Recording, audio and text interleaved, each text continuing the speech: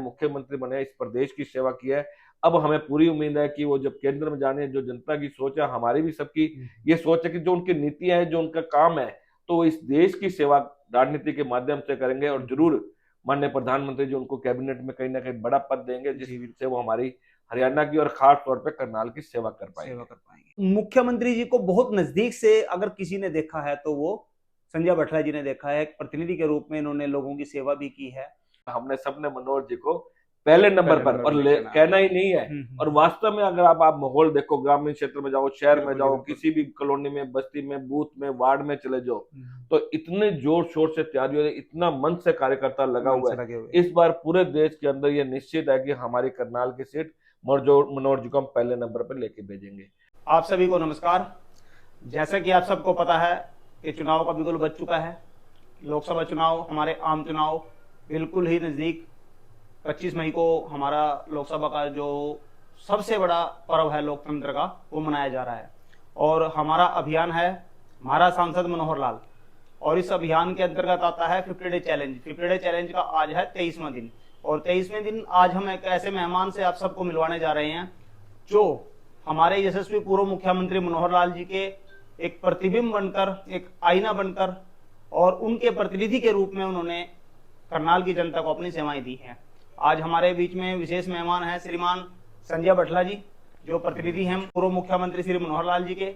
और आइए हम सब जानते हैं संजय बटला जी से कि उन्होंने जो मनोहर नीतियां हैं, मनोहर नीतियां चंडीगढ़ से चलकर प्रदेश में जब लागू होने के लिए आई, सीएम सिटी होने के नाते माननीय मुख्यमंत्री रहते हुए मनोहर लाल जी का जो विधानसभा क्षेत्र है वो उन्होंने संजय बटला जी ने संभाला है।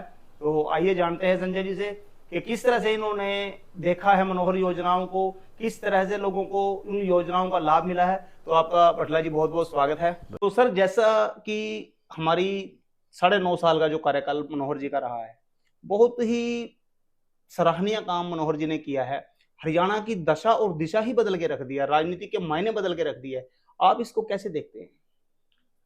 मनोहर लाल जी, जैसे उनका नाम है मनोहर है, वो सबके लिए मनोहर है। 2014 में जब उन्होंने पहला चुनाव लड़ा, उस चुनाव से आने से पहले ही उन्होंने कह दिया कि जो मेरा परिवार है, पूरा हरियाणा है मेरा परिवार है। एक नारा उन्होंने दिया, हरियाणा एक, हरियाणवी एक। उस पे वो खरे भी उतरे हैं। उन्होंने जो 9.5 साल इस हरियाणा की सेवा की है, वो पूरे हरियाणा को अपना परिवार समझ के किया। उन्होंने ये नहीं देखा कि ये मेरा पंजाबी है या ये मेरा करनाल का है। पूरे हरियाणा का विकास किया। इससे पहले आप जब भी देखो कि कहाँ का विकास हुआ, वो चाहे रोहतक में अगर मुख्यमंत्री बने तो रोहतक का विकास हुआ, हिसार से मुख्यमंत्री बने तो हिसार का विकास हुआ, भिवानी से, महेंद्रगढ़, जहां से का भी कोई आया है, उन्होंने अपने क्षेत्र का विकास किया है।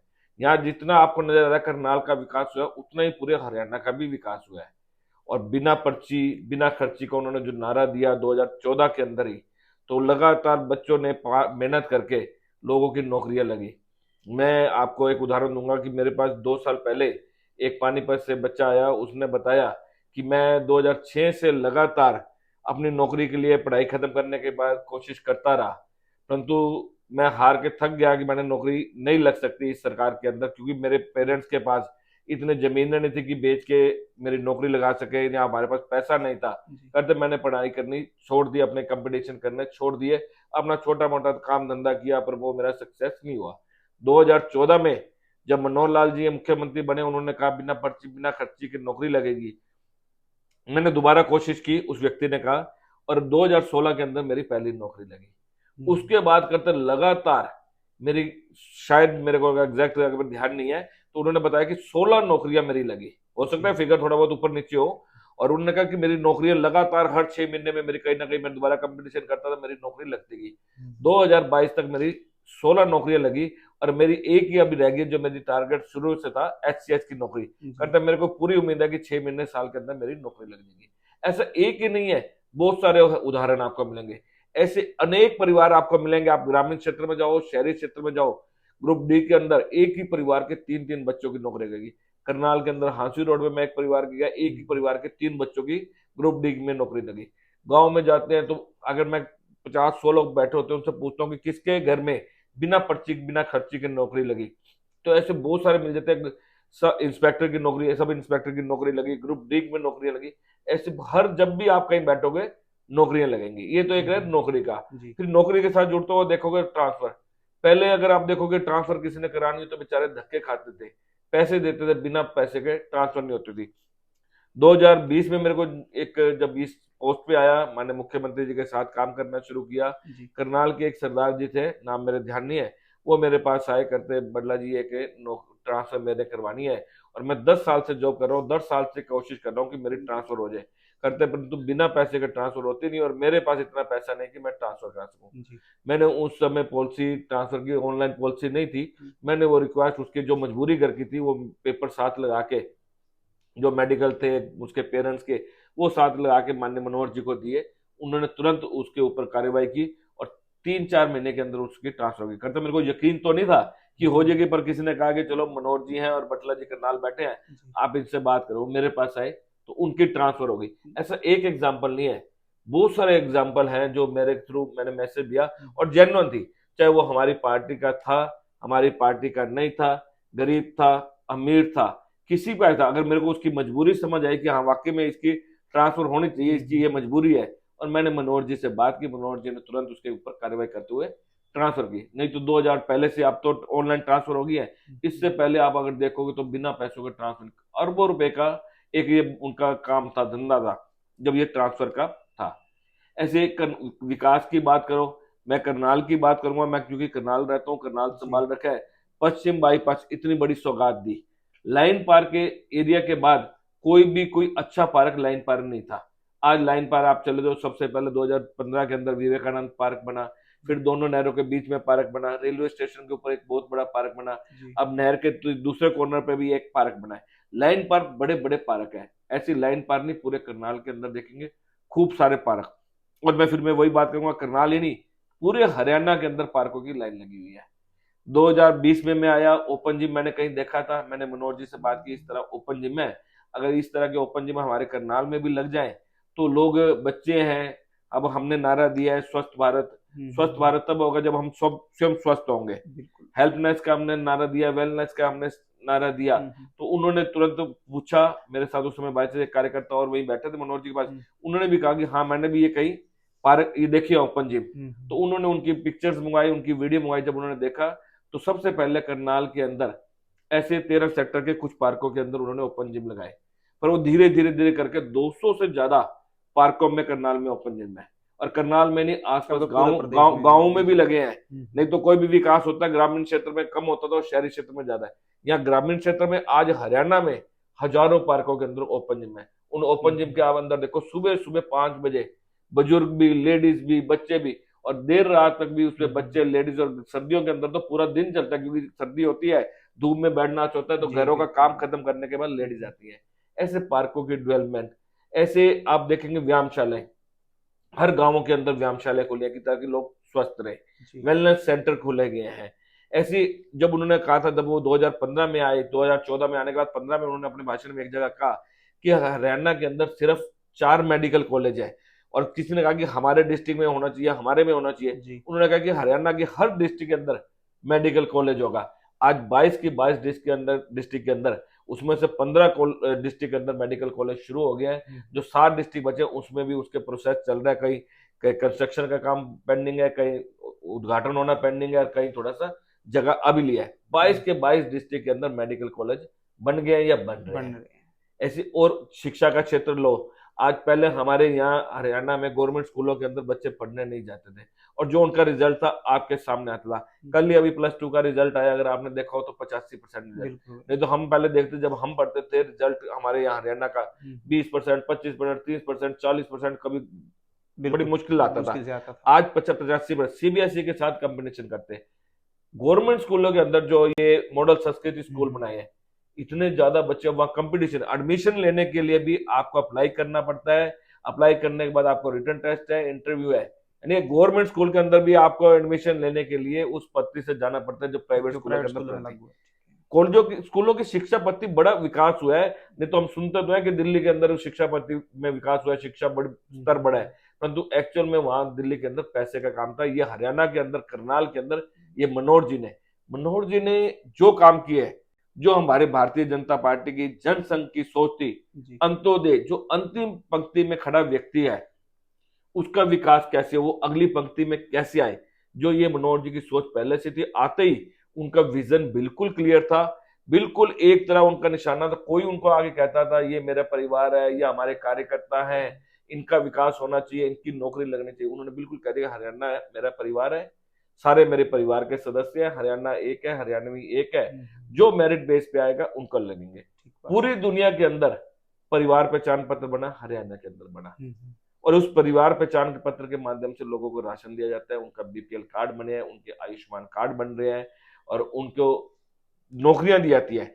इतनी बड़ी सुविधा दे दी कि किसी के भी परिवार में अगर नौकरी नहीं है, परिवार पहचान पत्र से तुरंत पता लग जाता है कि इनके सरकारी कोई नौकरी नहीं है, उसको 5% नंबर, जिसकी इनकम 1,80,000 से कम है उनको 10% नंबर एक्स्ट्रा देते हैं, ताकि वो हमारी पंक्ति, पीछे वाली पंक्ति से खड़े हो गए अगली पंक्ति में आ जाए। हर व्यक्ति का, हर परिवार के इनकम 1,80,000 कैसे हो, इसके माध्यम से। इसके अलावा रोजगार, उन्होंने रोजगार के कैंप लगाए हैं हर ब्लॉक स्तर के ऊपर। चाहे कोरोना काल था, कोरोना काल के अंदर भी ऐसे कैंप लगे ब्लॉक स्तर के अंदर, रोजगार के कैंप, रोजगार मेला लगे, रोजगार मेला शब्द था, रोजगार मेला लगे थे, हर ब्लॉक के अंदर लगे थे। 308 ब्लॉक पूरे हरियाणा के अंदर है, 308 ब्लॉक के अंदर कोरोना काल में भी, उससे पहले भी, उसके बाद भी लगातार मेले लगते गए। मौके पे ही लोगों को वहां समझाते थे कि ये रोजगार मिल सकता है। वो समझाने वाले बैठे थे, बैंक वाले बैठे थे, जिसको समझ आता था कि वो ब्यूटी पार्लर का काम कर सकते हैं, वो करियाने की दुकान खोल सकते हैं, वो पशुपालन का काम कर सकते हैं, वो मछली पालन का काम कर सकते हैं, किसी प्रकार का भी कोई काम कर सकता हो, तुरंत वहां अप्लाई करते थे, आके अपने डॉक्यूमेंट जमा कराते थे, और वहीं मौके पे उनको लोन मिलता था। युवाओं के लिए हर तरह का उन्होंने इस तरह के काम किए हैं। और इसी तरह की आप जितनी भी आप देखेंगे लगातार, अगर आप देखो, माननीय प्रधानमंत्री जी ने मीटिंग ली, हर मुख्यमंत्री, हर स्टेट के मुख्यमंत्री उस मीटिंग में रहते हैं, उन्होंने खुद तारीफ की माननीय मनोहर लाल जी की, कि मैं यहां से अगर कोई स्कीम भेजता हूं पूरे देश के अंदर, हर स्टेट में वो स्कीम जाती है, परंतु बहुत सारी स्कीम ऐसी भी हैं, और जो बहुत सारे स्टेट ऐसे भी हैं जो उसको लागू नहीं कर पाते। और पश्चिम बंगाल का उन्होंने उदाहरण दिया, उन्होंने तेलंगाना का उदाहरण दिया कि वो सरकार हमारी नहीं, हमारी स्कीमों को लागू नहीं करती। परंतु जहां हमारी सरकारें भी हैं, वहां भी कहीं 50%, कहीं 60%, कहीं 70%, कहीं 80% लागू होते हैं। परंतु हरियाणा एक ऐसा प्रदेश है जहां मनोहर जी बैठे, जो स्कीम मैं ऊपर से भेजता हूँ, हरियाणा के अंदर 100% तो छोड़ो, 100% से बढ़ करके आगे 200% तक भी ये लागू करते हैं। उन्होंने उदाहरण दिया आयुष्मान का। आयुष्मान पूरे देश के अंदर जब लगा, बीपीएल जो परिवार पूरे देश में थे, 1,20,000 की उनकी सीमा थी, जिनकी इनकम 1,20,000 से कम है, वहां आयुष्मान कार्ड बनाया गया। हरियाणा प्रदेश में आती 15 लाख परिवारों के आयुष्मान कार्ड बने। मनोहर जी ने उसको कर दिया, जिनकी इनकम 1,80,000 से कम है, उनका आयुष्मान कार्ड बनेगा। 14 लाख और बन गए, हरियाणा के अंदर 29 लाख हो गए, डबल लगभग हो गए। वहां भी नहीं रुके मनोहर लाल जी, उन्होंने फिर उसको कह दिया कि थोड़े समय बाद चर्चा करके, कि जिन परिवार की इनकम 1,80,000 से ज्यादा है, क्योंकि किसी एक 90 है, 2 लाख है, 2.5 लाख है, उसको भी इतना नहीं है, परिवार में आखिर कोई ना कोई बीमार होता है, तो उनको भी चाहिए 5 लाख तक की सुविधा मिल जाए। तो उन्होंने तुरंत कर दिया, जिनकी इनकम 1,80,000 से 3 लाख की इनकम है, उनके भी आयुष्मान कार्ड बनेंगे। चिरायु योजना, चिरायु योजना के अंतर्गत, बिल्कुल ठीक कह रहे हो, चिरायु योजना के अंतर्गत। और उसके तुरंत बाद जब उनको, और उनकी 1,500 सालाना वो अपने परिवार का भरकर चिरायु कार्ड बनवा सकता है, तुरंत ये 29 लाख से लगभग 40 लाख तक का फिगर पहुंच गया।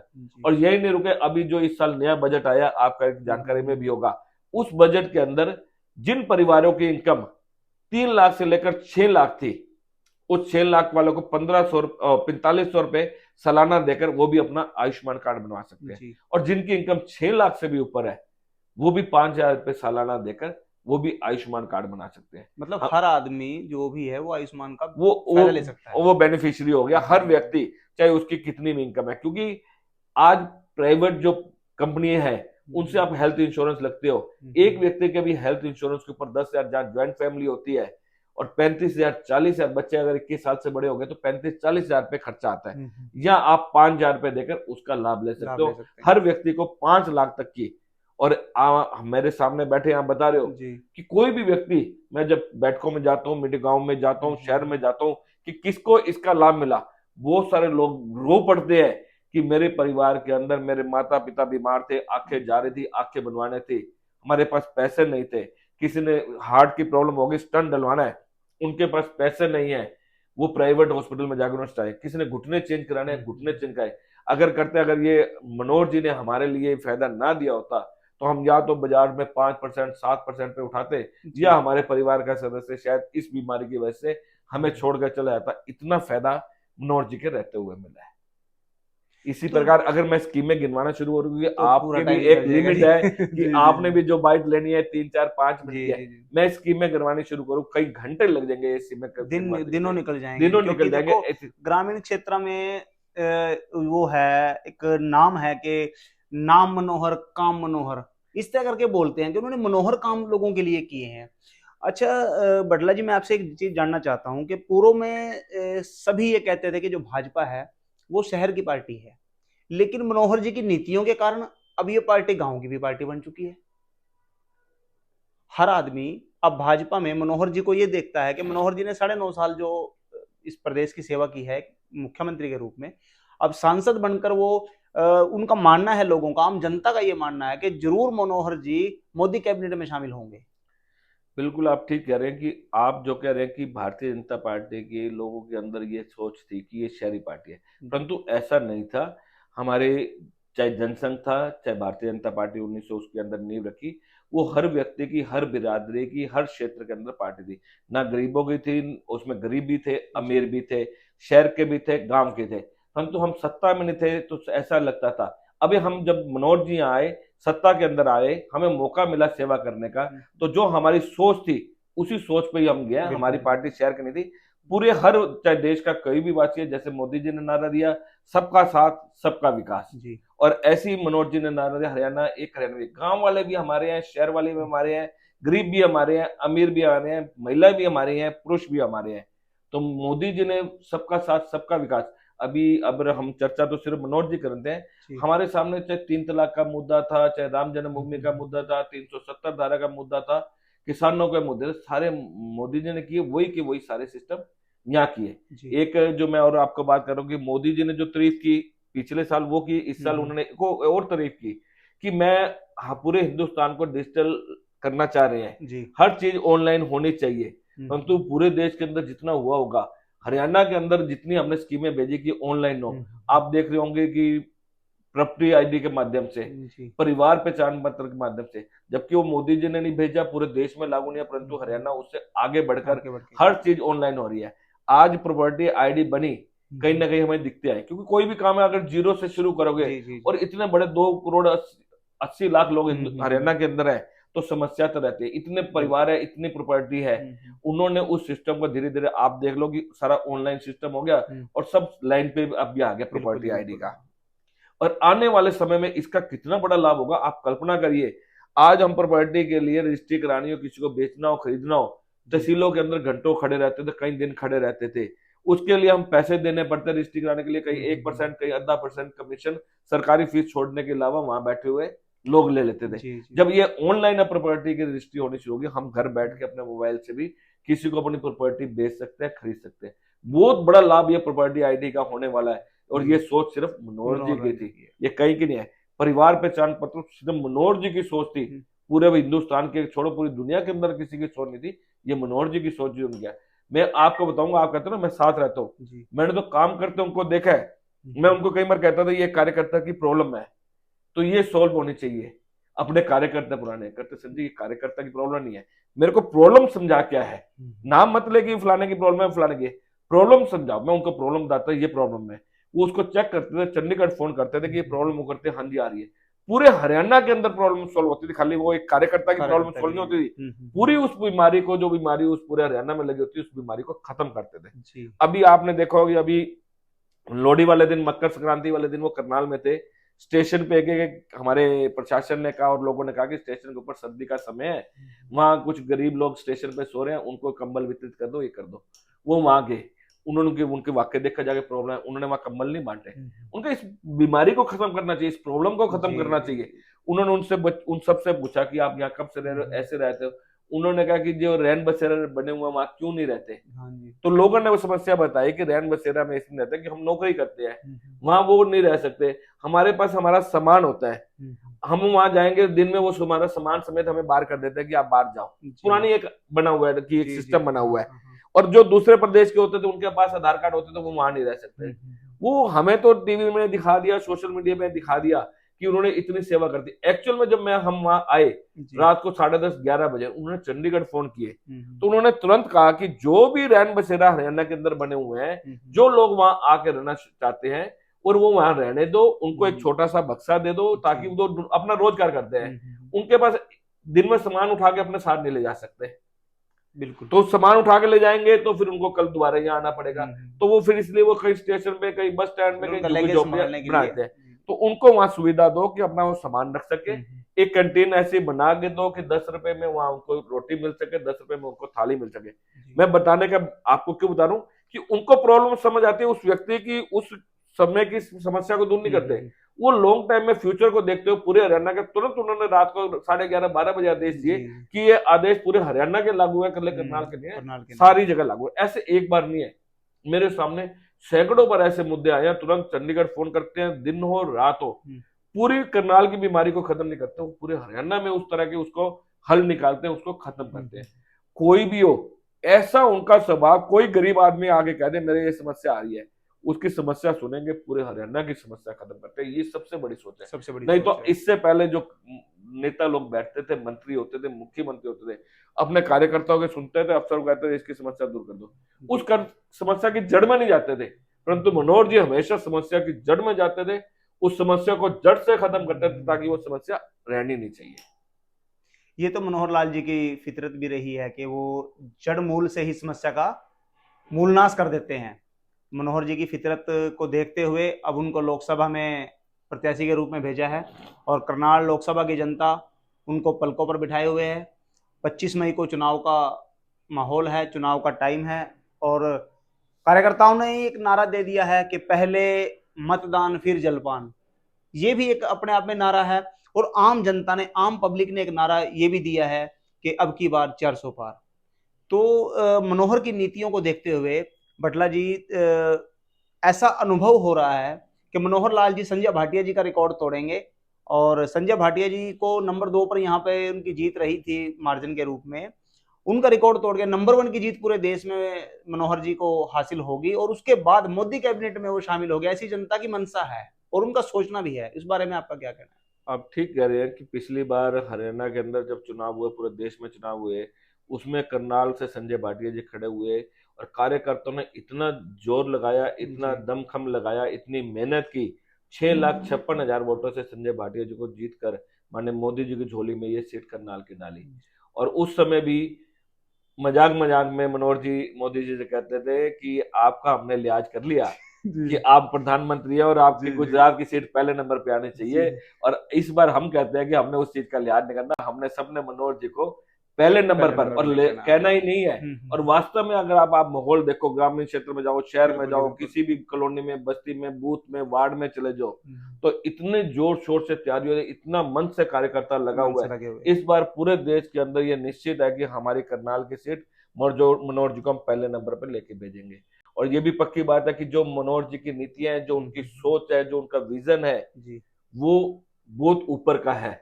उन्होंने वो खाली 9 साढ़े 9 साल ही सेवा नहीं की, जी उन्होंने पिछले 1980 से 44 सालों से इस देश की सेवा कर रहे हैं। राष्ट्रीय स्वयंसेवक संघ के वो प्रचारक रहे हैं। प्रचारक रहते हुए घर बार अपना छोड़ के, उनका परिवार, ये देश उनका परिवार है, पूरी देश की उन्होंने सेवा की है। और राजनीति में पिछले 20-25 सालों से, 30 सालों से राजनीति में संगठन मंत्री के नाते उन्होंने काम किया और 10 साल जो वो इस प्रदेश के राजा बने, मुख्यमंत्री बने, इस प्रदेश की सेवा की है। अब हमें पूरी उम्मीद है कि वो जब केंद्र में जाने, जो जनता की सोच है, हमारी भी सबकी ये सोच है कि जो उनकी नीतियां हैं, जो उनका काम है, तो वो इस देश की सेवा राजनीति के माध्यम से करेंगे। और जरूर माननीय प्रधानमंत्री जी उनको कैबिनेट में कहीं ना कहीं बड़ा पद देंगे, जिससे वो हमारी हरियाणा की और खास तौर पर करनाल की सेवा कर पाएंगे। तो आज हमारे बीच में बातें बहुत थी करने के लिए। संजय जी प्रतिनिधि के रूप में माननीय मुख्यमंत्री जी के रहे और मुख्यमंत्री जी को बहुत नजदीक से अगर किसी ने देखा है तो वो संजय बटला जी ने देखा है। एक प्रतिनिधि के रूप में इन्होंने लोगों की सेवा भी की है और बातें बहुत हैं करने के मैं लिए। आपको और बता दूं कि जी मैंने कोई पिछले 10 वर्ष से उनको नहीं देखा। जी मैं भी संघ का प्रचारक रहा हूँ 1993 94 93 4 में। जी। वो उस समय यहाँ संभाग प्रचारक होते थे, वो हम्म, उस समय यहाँ 6 जिले थे, उन 6 जिलों के प्रचारक थे। और मैं पानीपत में प्रचारक, तब भी मैंने जी। उनके सानिध्य में काम सानिध्य किया में था। काम किया है। और अब भी है, पिछले 10 वर्षों से उनके जी साथ जी मिलके काम करने का बड़ा अच्छा अनुभव रहा कि जिस प्रकार वो सेवा करते हैं, उस सेवा का वाकई में वो उनकी सेवा है, कोई स्वार्थ नहीं, कोई राजनीति नहीं है। और जी। अभी ताजा ताजा उदाहरण आपने देखा है कि बिल्कुल। अभी राम मंदिर बना, और जो रामायण के अंदर जिस प्रकार त्याग सारी रामायण के अंदर है, हम्म। उसी प्रकार माननीय प्रधानमंत्री जी या कैसे ऊपर बात आई कि हम्म। आपको यहाँ से ये पद छोड़ना है, बल्कि वो कहते मैंने खुद ही कहा था। जी। और बिल्कुल भी उन्होंने एक सेकंड नहीं लगाया। सुबह हमने भी ये खबर जब न्यूज पे सुनी, हमें लगा कि शायद अफवाह है, अफवाह है। परंतु लगा बाद में पता लगा कि नहीं, सच्चाई है। और फिर हम्म, दोपहर तक ये आई कि वो जेजेपी से समझौता टूट गया है, इसलिए दोबारा वो शाम हम्म, को शपथ ले रहे हैं। फिर थोड़ी देर बाद खबर आ गई, नहीं उन्होंने बिल्कुल ही सीट छोड़ दिया है। हम्म। और कैसे उन्होंने नायब जी को, उन्हीं का तराशे हुए वो नायब है, जी जी। बिल्कुल जैसे उनका नाम है वैसे उन्होंने तराश के हम्म, खड़ा किया है। बिल्कुल उनके नक्शो कदम पे जैसे वो काम छोड़ के गए मनोहर जी, उस हम्म। काम को आगे कर रहे हैं। कैसे अपना त्याग, मतलब मैं कहता हूँ कि जी। जब उनके पहले से वो संत ही हैं, क्योंकि इस सफेद वस्त्रों में जो संघ के प्रचारक होते हैं, सफेद वस्त्रों में सफेद। भगवान नहीं डालते, जी जी जी। परंतु जब घर त्याग दिया, समाज त्याग दिया, अपना हम्म। संतों की तरह उन्होंने काम किया है। जी। और सत्ता को भी जब उन्होंने छोड़ा, उसी प्रकार छोड़ दिया। अगर आप देखते, किसी भी कोई भी और पार्टी होती, हम्म। अगर कोई एक उनका मंत्री बदला जाता है, मुख्यमंत्री बदला जाता है, आधा कैबिनेट, आधे एमएलए वो साथ लेके तुरंत लेके दूसरी जुड़ पार्टी जाते के हैं, हाँ साथ हाँ। मिल जाते हैं। परंतु इन्होंने खुद छोड़ा, और सारे काम लगातार 2 3 3 4 दिन नायब जी को समझाए काम कैसे करने हैं, कैसे बीच बीच में छोड़ के जा रहा हूँ, जी। कैसे आपने आगे इनको चलाना है। आज भी जब भी जरूरत होती है, नायब जी हमारे जो मुख्यमंत्री हैं, हम्म, उनसे सलाह करते हैं, उनके मार्गदर्शन में चलते हैं, उनसे आज भी पिछले काम किस स्थान पर छोड़े हैं, किसे जी आगे जी लेके जाने हैं, उनके बिल्कुल संत रूप में है। देवतुल्य हमारे प्रधानमंत्री, देवतुल्य हमारे मुख्यमंत्री जी थे। और मैं परमात्मा से यही कहूंगा, उनको दीर्घायु दें और इस देश की सेवा करने का ज्यादा से ज्यादा समय उनको मिले। तो धन्यवाद। आप सबका आज की इस वीडियो में बहुत बहुत धन्यवाद। आप सबने हम सबको सुना, और आने वाले 25 मई को आपने मतदान जरूर करना है, और देश के, अपने देश के, राष्ट्र के निर्माण में अपनी भागीदारी सुनिश्चित करने के लिए 25 मई को आपने मतदान जरूर करना है।